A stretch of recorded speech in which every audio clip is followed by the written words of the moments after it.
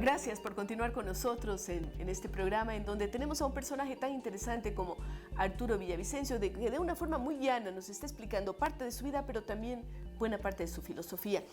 Arturo, nos habíamos quedado en que usted vive en Dinamarca, pero estando en Dinamarca, usted empieza a vincularse con los temas ambientales y logra estar en ese panel tan exclusivo que conforma Naciones Unidas como parte de una delegación de Dinamarca, danesa. No sé, explíqueme un poco su relacionamiento con esta temática específica de medio ambiente. Bueno, yo fui a Dinamarca en el año 91 y en el año 92 hay la Cumbre de la Tierra en Río de Janeiro, donde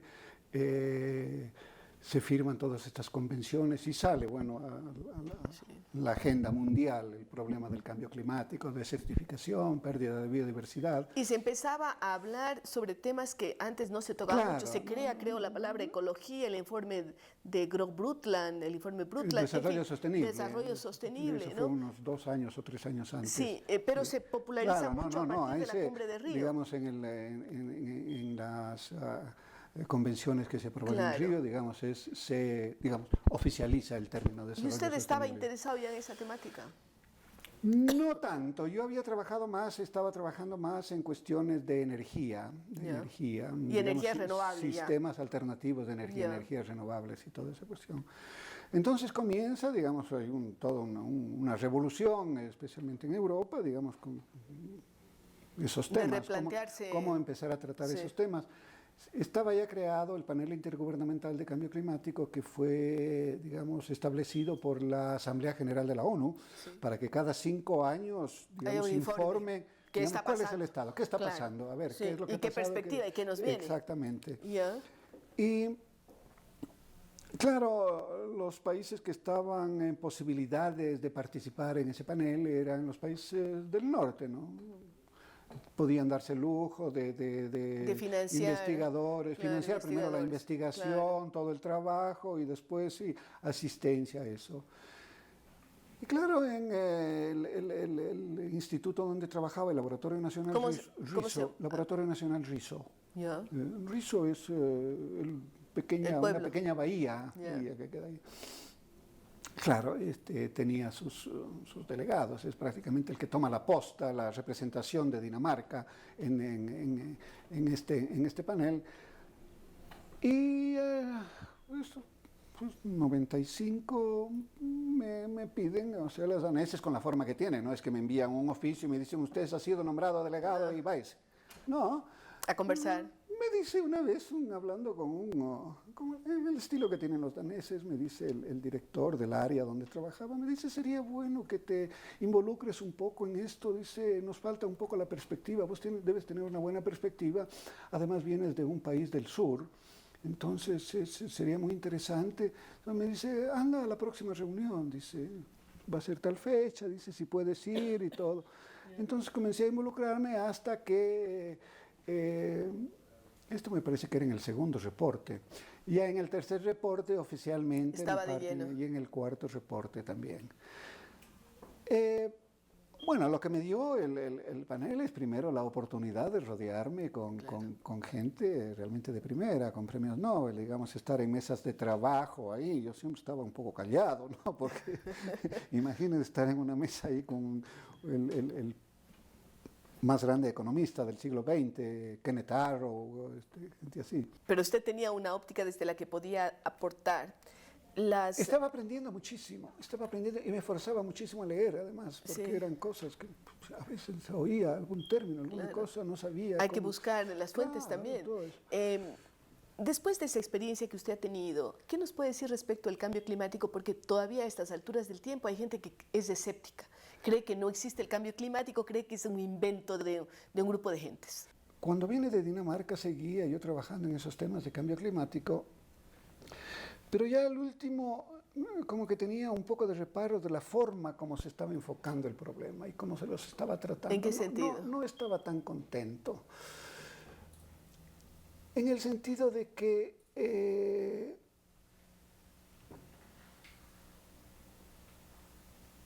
se estaba tratando esto, digamos, para mí siempre fue un problema, no sé si calificarlo como problema, pero fue una problemática, una situación muy compleja, muy difusa, muy ambigua realmente. ¿Qué significa el cambio climático y qué se puede hacer contra el cambio climático?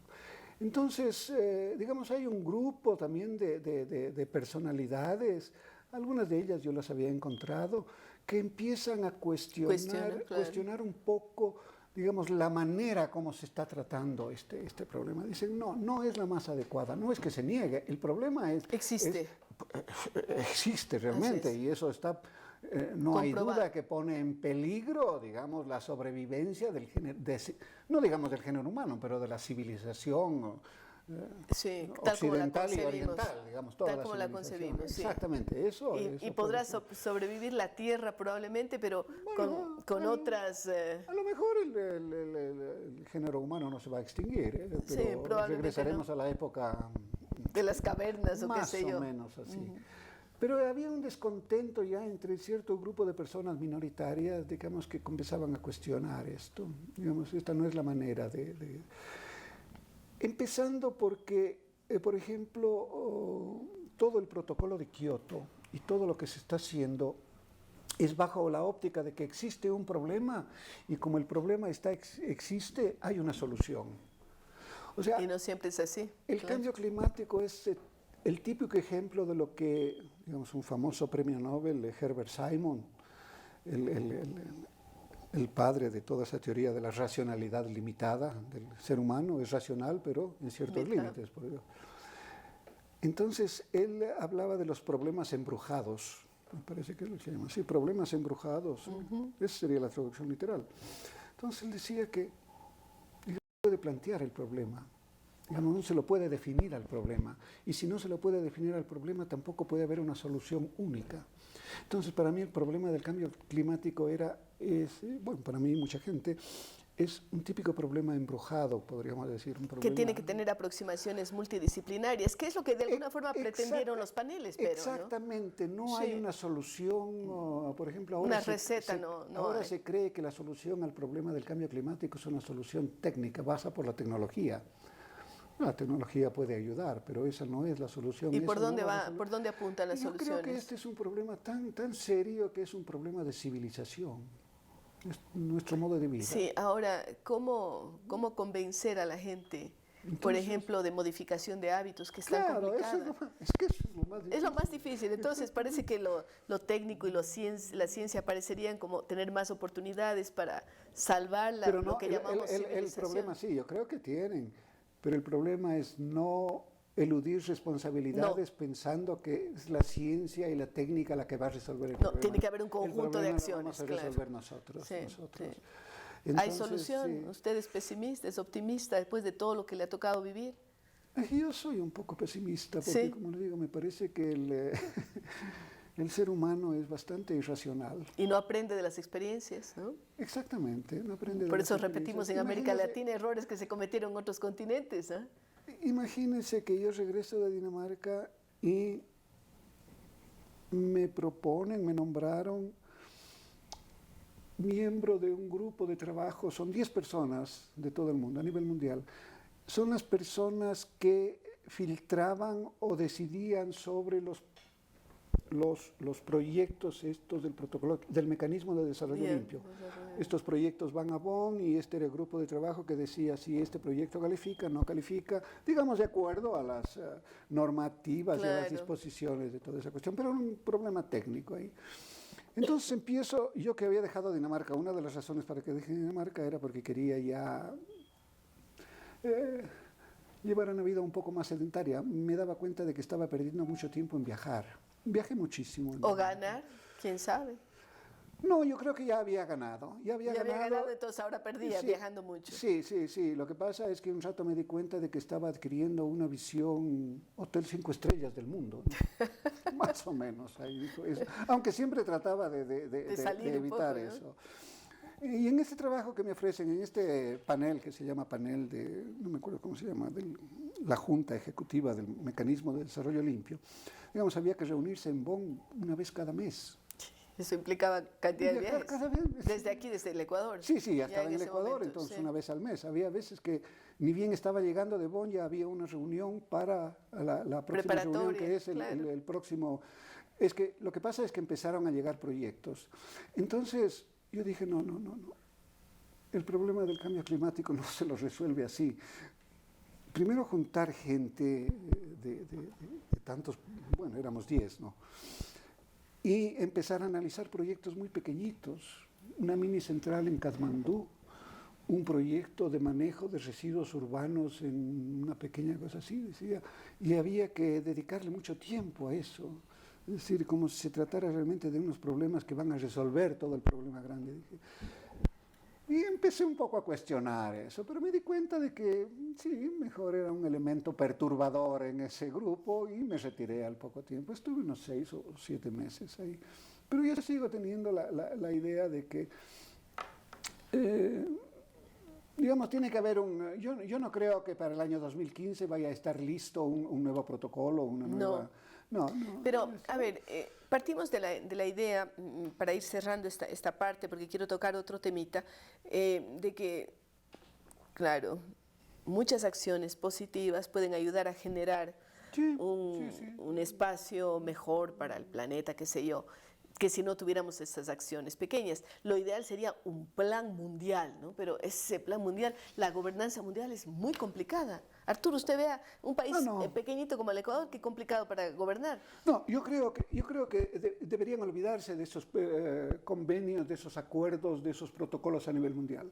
El problema es bastante serio. ¿Cuáles son los países que más emiten actualmente en el mundo? Estados Unidos, China. Rusia, China, India y, no sé, y empiezan a hacer ya la Unión Europea. Si ellos se ponen de acuerdo y comienzan a hacer algo, también, sí, ya se ganaría mucho.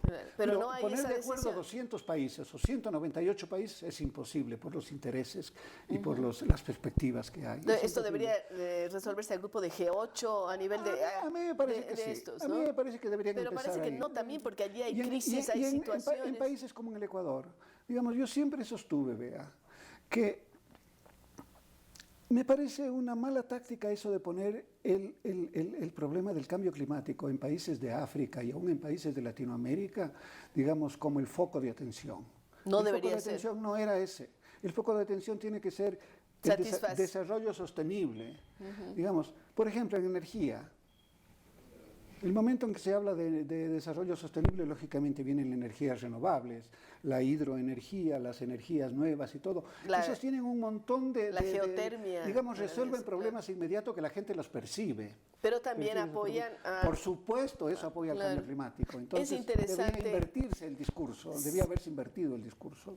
Totalmente coincidente. Arturo, para ir terminando... he sido siempre preocupada por el rol de la ciencia, que parte también de las matemáticas, qué sé yo, en la escuela. A veces decimos en América Latina y concretamente en el Ecuador no hay científicos, pero no estamos formando científicos. ¿Cómo desde la escuela imbuir en los niños el amor por la ciencia? Ustedes de su experiencia personal, pero también de las otras experiencias que ha vivido. Bueno, digamos, ahora hay tantos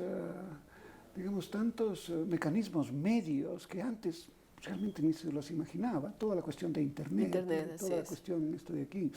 Me parece que la idea de las escuelas del milenio, digamos, están un poquito exageradas, ¿no? Porque yo creo que no vamos a tener escuelas del milenio en todo el país. Además, pero, digamos, ir introduciendo, digamos, todas esas herramientas desde la escuela, me parece fundamental, me parece equipar las escuelas, instigar la curiosidad, entrenar a los profesores, curiosidad. Por Dios, a veces he visto que hay cosas maravillosas. Yo digo, si eso hubiera tenido, a lo mejor sí, este rato hubiera podido aspirar a un premio Nobel.